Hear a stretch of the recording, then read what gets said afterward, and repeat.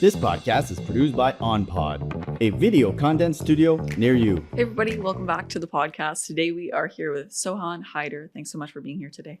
My pleasure, Kristen. Thank you so much for having me. Of course. For startups new to AI, what is the simplest ways to infuse AI into their marketing narratives? So it goes to the fundamentals. If it's a startup, then every startup has to follow certain principles. For example, if they do their market validation, do they know that if there's enough interest? Have they spoken to people? These are some of the things that with AI or without AI needs to happen. And if they have started selling, then it comes down to how much are they spending to acquire new customers, how many customers they're losing from the pipeline, and if it makes sense to keep selling to these people, meaning are we making enough revenue or enough profit? And for example, if we talk about ChatGPT, like OpenAI is the founder, OpenAI is the startup, and OpenAI, they were expecting $5 billion in losses on $3.7 billion in revenue. And their daily cost was estimated to be around $700,000 per day in 2023. So, and that was before GPT-5.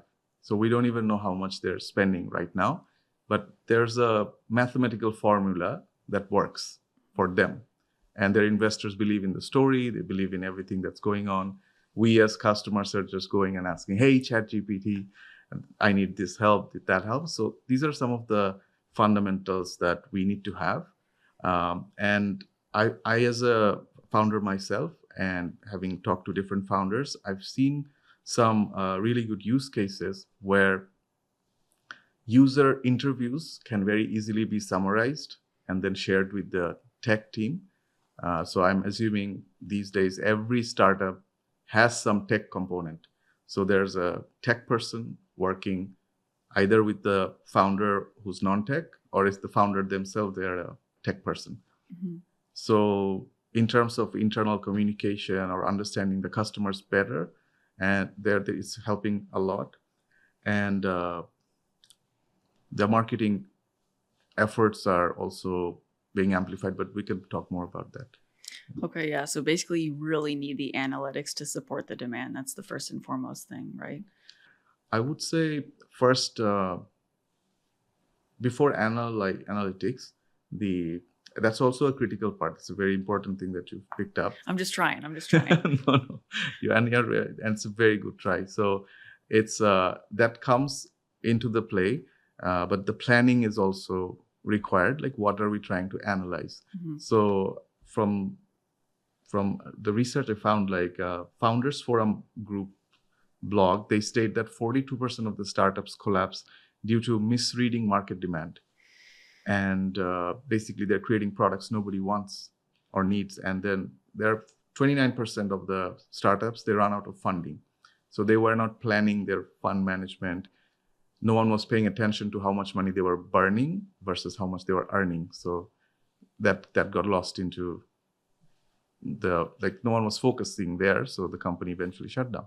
Right. Or 23% had team issues, 19% got crushed by the competition. So all require some form of planning before going there. So setting up the strategy. And when the strategy is set, then we know what to track in the analytics part.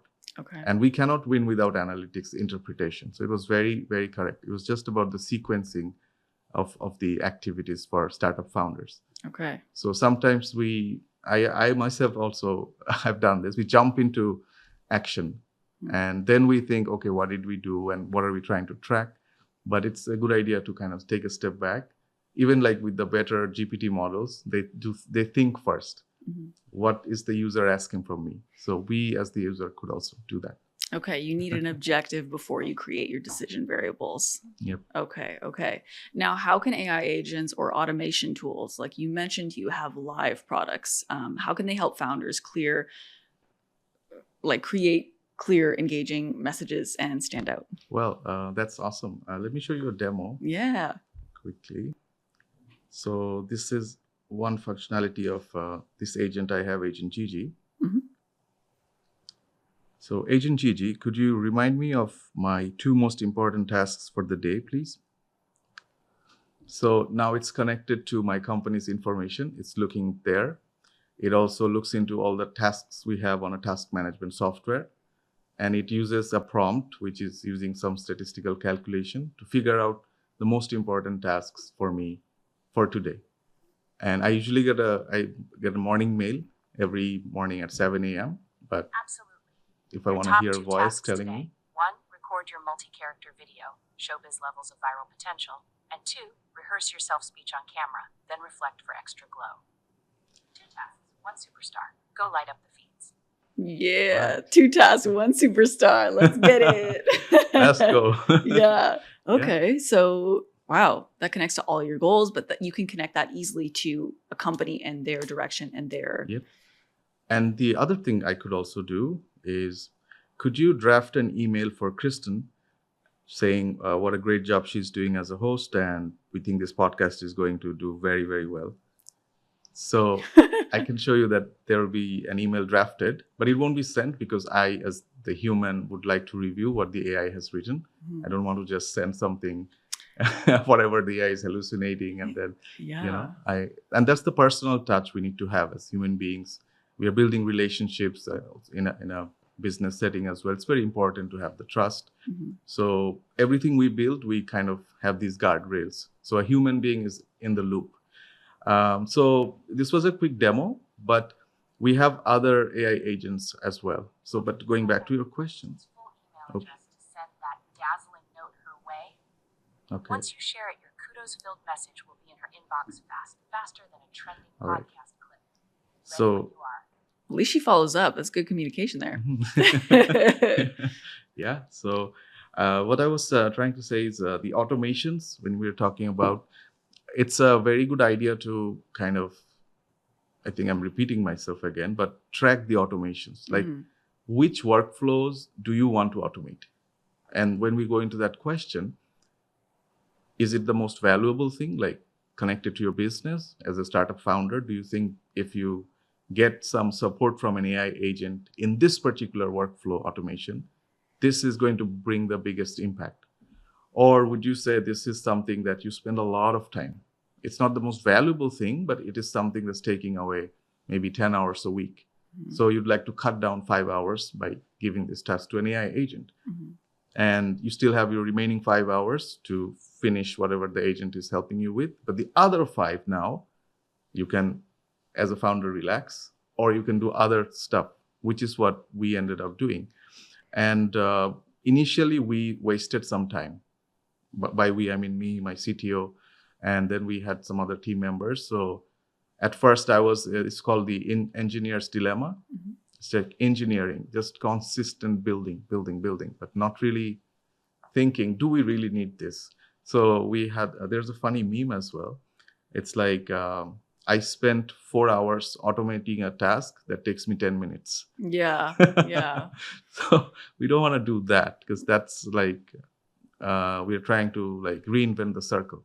Unless you have to do that 10-minute task like 400 times and then Mhm. it's worth it. But yeah, I get it. You have to replace Exactly. and do that tedious busy work, and get the AI to do that. Perfect. You just like nailed it. Okay. Because then you're thinking like, okay, yes, if I remove this over and over and over again, all these times are compounding. And Mhm. now you're compounding to success. And that's what startups need to do. They need to compound their way into getting investment. And from there, Series A, Series B, Series C, or IPO or exit, get acquired, get a merger, whatever they want. But they need to figure out the compounding factor. And that's exactly what you suggested. Yeah, focus on the most important parts, right? Mhm. Okay. Can you share an example then of like a startup that used AI to reshape their brand positioning or a narrative and you've seen the real results? Yeah, I think the most obvious one is OpenAI, Okay, right. because they use ChatGPT. But we have seen these trends over and over again, where companies that already had data, like Grammarly, Mhm. they found ways to use AI to improve how they use the data, how they interpret it. I'm speaking in very broad terms, but there would be probably very complex technical ways of how they did it. But when their valuation increased, many companies have jumped on the wagon. Many startups have started to say we are AI powered in this way or that way. So, yep, I think the obvious example is OpenAI, but there are many, many other startups as well. Okay, aside from OpenAI, and maybe you're going to still use this as an example, but what AI-powered platforms or tools do you recommend for streamlining day-to-day marketing and sales activities, or any activities in general that a founder would need? Fantastic question. So I actually have a whole list, and this is from 2-3 years of digging. Yeah. So we have ChatGPT, which is like our Swiss Army knife. We can use it for many different things. Mm-hmm. Day-to-day questions, decision-making, strategizing, coding even. We have agents now. So sometimes you can use ChatGPT agents to collect information from a website that you would have to do manually, or you would have to ask an assistant to do that for you. But now the agent does it. And the one thing, okay, I'll get back to the list. So automation, N8N or Make, they are very good. But if you want to do like, if a founder wants to scale up the automation, or if they have bad budget and tech skills, it's kind of better to build a custom solution. Mm-hmm. So it kind of has a lot more freedom. That's what my CTO tells me. Okay. So we have for content writing, if someone needs multiple formats of contents to be written very fast, so Jasper AI is very useful. I've used it for a few months, but then I only needed a few category of content support. I didn't need the whole suite that they were offering. So I unsubscribed, but it's still a very good tool. To do any kind of screen capture, there's Loom and there's Screen Studio. So Loom has been around for quite some time. We all have seen some form of videos where we see a person's circle head in one corner and there's the whole slide. So with Loom and also with Screen Studio, they have similar services, but they provide AI editing. So very fast, very quickly, you can remove some of the filler words, some of the silences, and Screen Studio also does some zoom in, zoom out things on its own. So these are really good tools. Video editing, I was an Adobe user for a long time. Mm-hmm. I very sadly parted ways, and now I'm with CapCut and Opus Clips. Opus Clips, they're great for podcasts. Okay. Absolutely killer, because all you need is you need to upload your video into Opus Clips, and it will splice things up. It takes like 6 minutes to 10 minutes, depends on how big the video is. Mm-hmm. But minimum, I would say 3 or 4 minutes. But from a 10-minute video, you get around 25 to 30 shorts, ready-made, subtitled, with a ranking that the AI is trying to guess which one is going to do better. Oh. So you can start from that. So there's analytics built in? Yep. Oh, okay. And prediction analytics. Mm-hmm. I think they don't have the performance review one. Probably it'll come at some point. But right now, and I hope they do, actually, that would be a great thing to have. Yeah, me too. So you know, like which one's working. I think in the back end, they know, because that's how the AI is suggesting. Yeah. This has more virality option. But here's where they completely like captured me as a user. So I can go into the clip, I can edit the texts, I can even bring in other parts that the AI did not bring. So there's an editor inside the tool. Mm-hmm.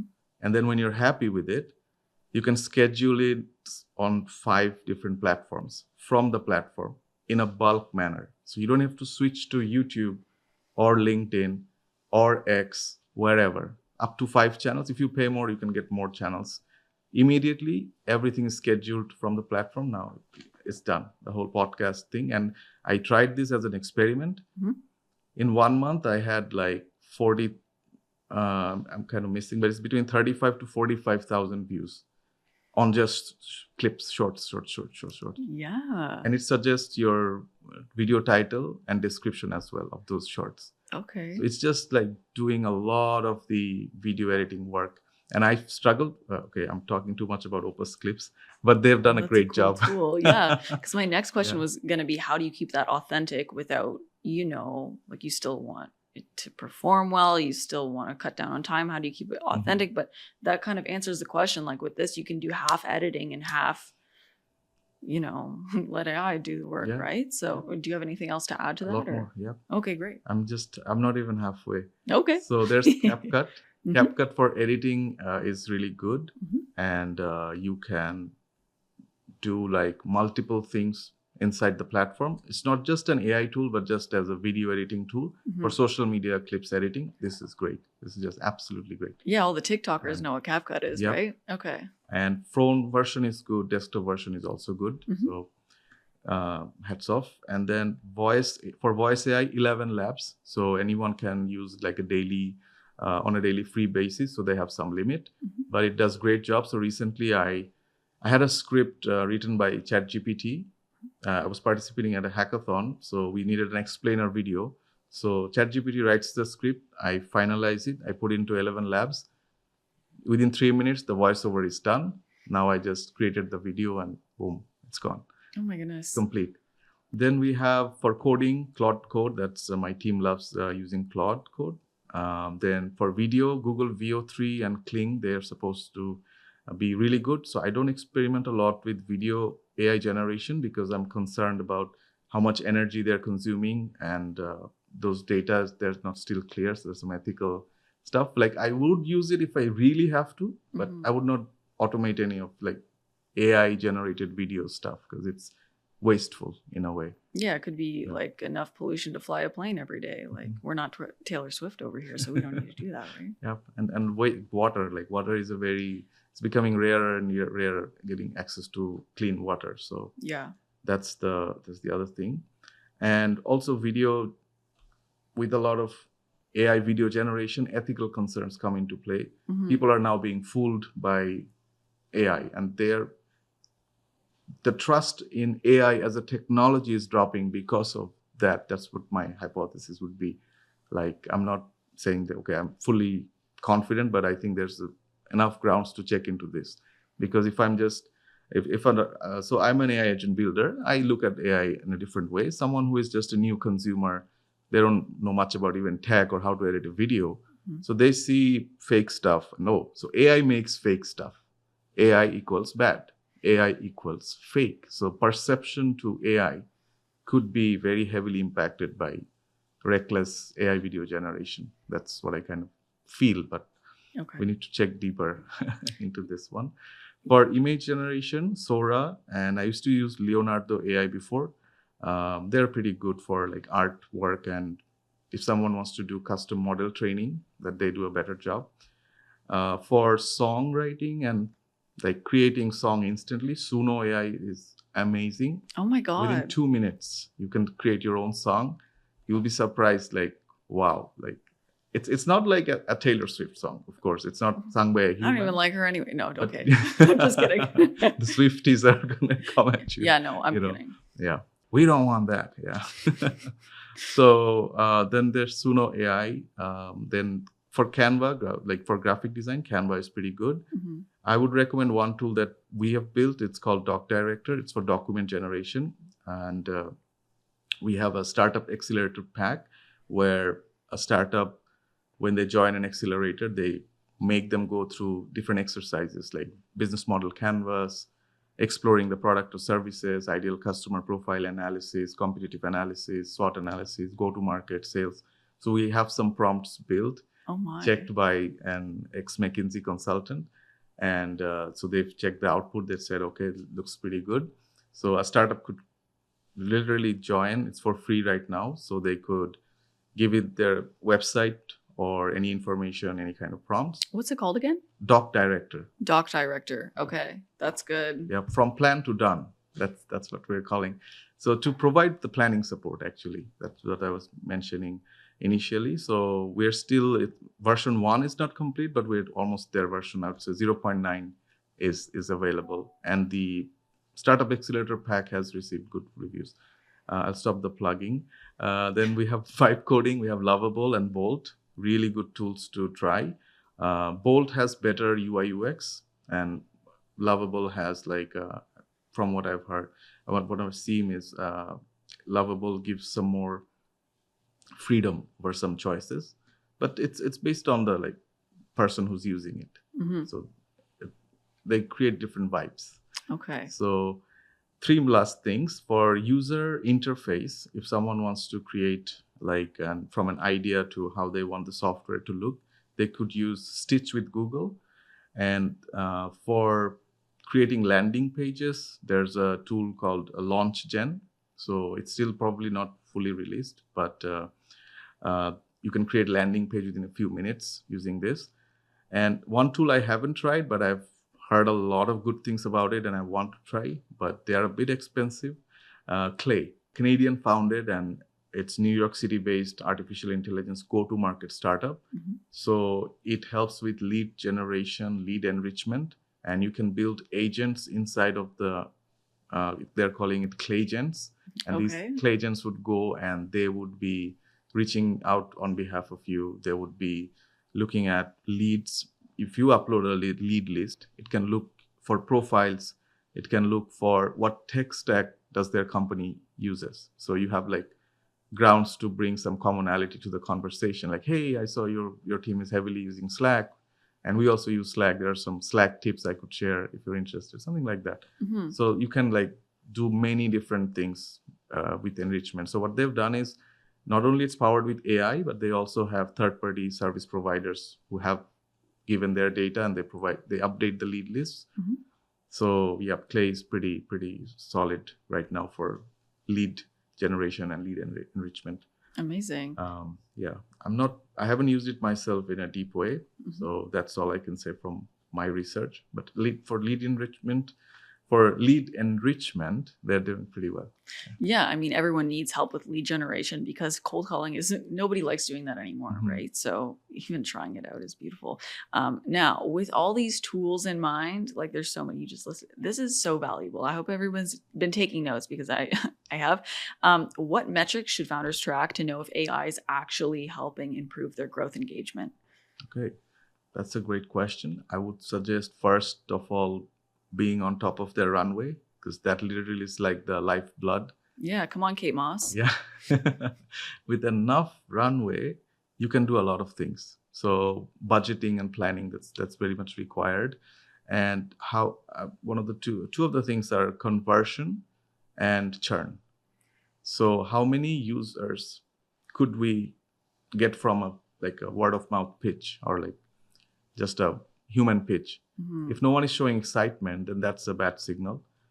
If we have a content online, we talk about the problem or we talk about the product, no one is showing excitement. So these are not converting. So usually good startups have a higher conversion rate than existing business solutions. So conversion from ad to website to product to the usage of the actual feature that you want the user to use. And then are they returning? Are they coming back? The monthly active users and the monthly churn rate. So how many, a lot of people get excited. These days, it's even more they try something, jump onto something else. But do we have enough juice for them to come back to the system and keep them hooked? So that's what I mean by conversion and churn. Mm-hmm. It could be translated in many technical ways, but high level, runway, conversion, churn, and keeping the investors informed along the journey. Mm-hmm. That speaks in volumes because then investors start to trust. And there's warming up the investors. That also needs to happen, and building the relationship. So sometimes I've seen founders fall into this trap, I'll build a great AI product and everyone will put their money into it and help me build. Mm-hmm. And that doesn't happen. It's a human connection and human relationship part of the puzzle that also needs to be added to the problem solving. For sure. Yeah, AI can't take everyone's jobs, and thank God for that. Humans will still prevail longer than this. Now, what practical steps would you suggest someone wanting to adopt AI but feeling a little bit intimidated and unsure of where to start? Or are you going to go back to your list? Are those good for beginners as well? Or not all of them are good for beginners. Okay. I would say if someone is overwhelmed, mm-hmm. they're looking at a career level question, basically. So we kind of go back to the fundamentals. Why do you want to use AI? Mm-hmm. What's the purpose? What do you want to achieve with it? Do you want to be a startup founder who makes millions, or do you want to be someone who works at a company and still helps solve a problem? Or would you like to be maybe a nonprofit founder?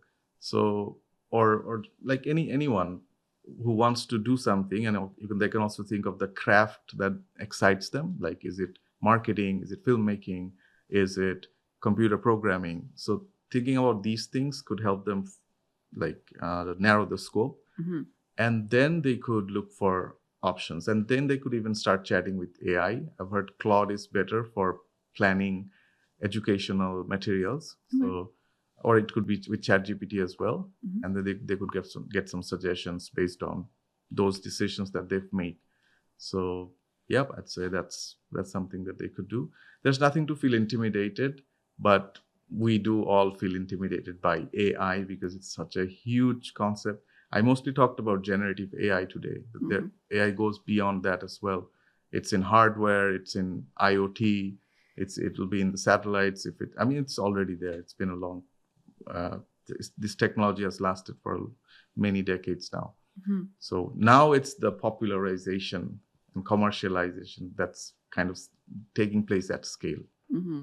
Now we just all have to jump on board, and like the sooner you do it, the better, because at least AI is not a person. Even if it seems like it's judging you, it's not. It doesn't have human emotions, right? So, Yep. anyway, now where can listeners connect with you to learn a little bit more about integrating AI into their business narratives? Sure. So they can connect with me on LinkedIn, Mhm. and we also have the AI Buddy YouTube channel. It's called AI Buddy Catalyst Labs. Mhm. And just connect with me on LinkedIn, and they can send me a message, and I'll be available to help. I've started with the first AI session that takes place this Sunday. And I plan to continue this, talk more about this, so they could join those sessions. We'll also do recordings, so we can share the links. And they could learn from these activities. Amazing. Thanks, Sohan. Thanks for giving founders tools to be able to further their business narratives. That is so valuable right now. My pleasure. Thank you for having me, Kristen. That was great.